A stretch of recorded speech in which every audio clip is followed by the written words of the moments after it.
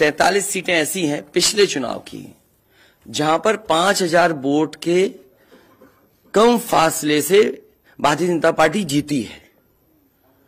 और जो आज देखने को मिला है बनारस में कि जहां ईवीएम्स ले जाई जा रही थी, एक ट्रक पकड़ा गया, 2 ट्रक लेकर के भाग गए। अगर सरकार चोरी नहीं कर रही थी, ये वोट की चोरी जो नहीं कर रही थी, तो कम से कम बताए कि एक गाड़ी रोक ली, पकड़ी गई, लाइव है, अभी भी हम लाइव देख सकते हैं। 2 गाड़ियां क्यों भागी? अगर कोई चोरी नहीं थी, प्रशासन ने, सिक्योरिटी ने इतना इंतजाम क्यों नहीं किया? इतनी फोर्स है, अभी इलेक्शन की फोर्स गई नहीं है यूपी से, तो आखिरकार अधिकारी क्यों नहीं कर रहे थे? क्या वजह है कि बिना सिक्योरिटी, बिना इतने इंतजाम के ईवीएम्स जा रही हैं? और ईवीएम्स के बारे में ये मानना है कि किसी भी वेयर हाउस में रखी हो या किसी भी स्ट्रांग रूम में रखी हो, तो बिना प्रत्याशी के जानकारी के आप मूव नहीं कर सकते हैं। अगर आपको ईवीएम्स को मूव करना है तो कम से कम जो प्रत्याशी चुनाव लड़ रहे हैं उनकी जानकारी में होना चाहिए। और सोचिए, मुख्यमंत्री आवास से प्रमुख सचिव, मुख्यमंत्री जगह जगह फोन कर रहे हो और डीएम्स को बता रहे हो। ये घबरा गए उसी दिन जिस दिन अखबारों में कुछ जगह आया कि कहीं पार्क की सफाई हो रही है, कहीं घर की सफाई हो रही है। और आप में से वो लोग हैं जो जमीन पर घूमे, जो जमीन पर चुनाव चल रहा है, वो भारतीय जनता पार्टी के खिलाफ था, जनता के अंदर नाराजगी थी। ये जो कल एग्जिट पोल आए हैं, मैं एग्जिट पोल पर बोलना नहीं चाहता था, लेकिन जो एग्जिट पोल आए हैं वो कहीं ना कहीं परसेप्शन ये क्रिएट करना चाहते हैं कि हां, भारतीय जनता पार्टी जीत रही है, जिससे वो चोरी भी करें अगर, वो भी ना पता लगे कि हां चोरी हुई है। इसीलिए अगर हमने वोट दिया है, तो मैं अपने नौजवानों से, किसानों से और आम लोगों को कहूंगा कि उतनी हमारी जिम्मेदारी बनती है कि वोट को हम बचाएं। अगर वोट नहीं गिना जाएगा तो लोकतंत्र कहां जाएगा? और ये लोकतंत्र की आखिरी लड़ाई है। मैंने कई बार कहा कि उत्तर प्रदेश का चुनाव लोकतंत्र की आखिरी लड़ाई है। इसके बाद तो जनता को क्रांति करनी पड़ेगी, तभी बदलाव आएगा। इसलिए मैं अपने पार्टी के लोगों से और जो सच्चे ईमानदार, सच्चे सिपाही हों, सच्चे अधिकारी हों, सच्चे पत्रकार हों, कम से कम आगे आए और लोकतंत्र को बचाने के लिए खड़ा हों। और मैं अपनी पार्टी के लोगों से कहूंगा कि जब तक काउंटिंग न हो जाए तब तक कम से कम ये नजर रखें और लगातार निगरानी रखें कि कैसे वोट बचाया जा सकता है, कैसे जहां पर मशीनें रखी हैं कोई किसी का आना जाना ना हो। ये लोकतंत्र के लिए बहुत ही खतरे का समय है। जो दल हार गया, अब उसके बस में यही है जो अब करने जा रहे हैं। ये जितने कुछ एग्जिट पोल हुए हैं वो इसीलिए हुए हैं कि अगर वो चोरी भी करें तो शायद नजर ना आए। अब ईवीएम्स पकड़ी गई हैं, बहाना कोई ना कोई अधिकारी बताएंगे कि हम ईवीएम्स इसलिए ले जा रहे थे। आखिरकार फोर्स के साथ क्यों नहीं ईवीएम्स जा रही थी? ये तो ईवीएम की एक बनारस की जो अभी भी लाइव चल रहा है वो घटना है। बरेली में एक स्ट्रांग रूम से बाहर नगर पालिका की कचड़े की गाड़ी में, जिसका नंबर यूपी 25 DT 9166 में 3 बक्से सील पकड़े गए, जो सील बक्से थे।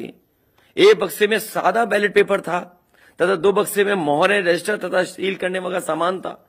करीबन 500 बैलेट पेपर पकड़े गए। इसी तरह सोनभद्र का है कि सोनभद्र में भी बड़े पैमाने पे चीजें पकड़ी गई। वो भी लोग समझ में आ गया तो उन्होंने देखा, एसडीएम को रोका। एसडीएम घोरावल जनपद सोनभद्र में खाली मत पर अपनी गाड़ी से पॉलिटेक्निक कॉलेज ले जाते हुए पकड़े गए। क्या सफाई देगी सरकार? इसीलिए मैंने कहा, प्रमुख सचिव, मुख्यमंत्री, आप जानकारी कर लें। अगर आपके डीएम्स कोई जानकार हैं, उन्होंने खुद बताया है कि वहां से, लखनऊ से फोन आ रहे हैं कि जहां पर भारतीय जनता पार्टी हार रही हो वहां पर काउंटिंग स्लो हो और रात तक काउंटिंग लेकर के जाइए।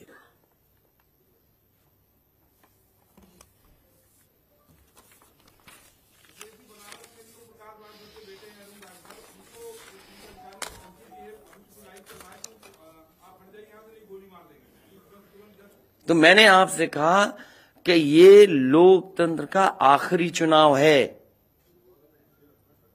इसके बाद तो जिस तरीके से आजादी के लिए लड़ाई लड़ी गई थी, उसी तरह की हमें और आपको क्रांति करनी पड़ेगी। मैं तो अपने नौजवानों से अपील करूंगा कि जहां किसान इतने साल बैठे रहे, तब सरकार झुकी। कम से कम 3 दिन लोकतंत्र के अखंड प्रहरी बनकर के ईवीएम्स को बचाएं और चुनाव को बचाएं। मैं किसी डीएम का इसलिए नहीं मानूंगा। डीएम कौन होता है? अगर प्रमुख सचिव मुख्यमंत्री फोन करेगा, डीएम क्या कर सकता है? डीएम की क्या हैसियत है? ये फिर जो प्रत्याशी लड़ने रहे थे उनको आखिरकार डीएम ने क्यों नहीं बताया? डीएम अगर ये जवाब दे रहा है तो उस डीएम से पूछिए कि डीएम ये बताओ कि तुमने जो प्रत्याशी चुनाव लड़े थे उसके बारे में क्यों नहीं बताया उन प्रत्याशियों को? ये डीएम आखिरकार किसके नीचे काम कर रहे हैं? और बनारस जैसी पोस्टिंग किसी डीएम को मिली होगी, इस डीएम को मैं भी जानता हूं। जब पहली पोस्टिंग मैंने मुजफ्फरनगर दी थी, मैं नहीं जानता हूं ये डीएम कौन है, किसकी सिफारिश पे ये मुजफ्फरनगर पहली बार गया था। बेईमानी करा रहा है ये डीएम। और जवाब ये डीएम का कि ट्रेनिंग के लिए जा रहे हैं। तो आखिरकार पॉलिटिकल पार्टीज को क्यों नहीं जानकारी दी? क्या जवाब है उनके पास इसका? और जब बाकायदा गाइडलाइन लिखी हुई है यहां पर कि आप ईवीएम्स का मूवमेंट नहीं कर सकते, आप कैसे ईवीएम का मूवमेंट कर रहे हैं? आप पूछिए जो दिया बयान। अरे भाई, मैं तो कह रहा हूं किसी आपने जो पॉलिटिकल चुनाव लड़ रहे हैं उनके बारे में क्यों नहीं बोल रहे हैं आप? और आप भी डीएम की बात को मानते हो। वो वर्जन इसलिए बोल रहे हैं क्योंकि सरकार एक भाषा बोलेगी, ऊपर से नीचे तक भाषा एक बोलेगी। आप बताइए, जब समाजवादी सरकार का चुनाव था, इलेक्शन कमीशन ने जो शिकायत की उस अधिकारी को हटाया गया? आज इलेक्शन कमीशन ने किसी अधिकारी को हटाया हो? एक अधिकारी अगर इलेक्शन कमीशन हटाया हो तो बता दो। मुझे कोई उम्मीद नहीं, इसीलिए मैं कह रहा हूं कि लोगों को लड़ना पड़ेगा। अगर लोकतंत्र बचाना है तो कहीं ना कहीं तैयारी करनी पड़ेगी लोकतंत्र बचाने के लिए। जो गाइडलाइन है, आज जो बैलेट पेपर पकड़े गए हैं सोनभद्र में, जो बैलेट पेपर पकड़े गए हैं आपके बरेली में, जिस तरह ईवीएम्स को ले आया जाता है, ये सवाल बड़ा है। अधिकारी वही भाषा बोलेंगे जो उनको बोलने के लिए सरकार कहेगी।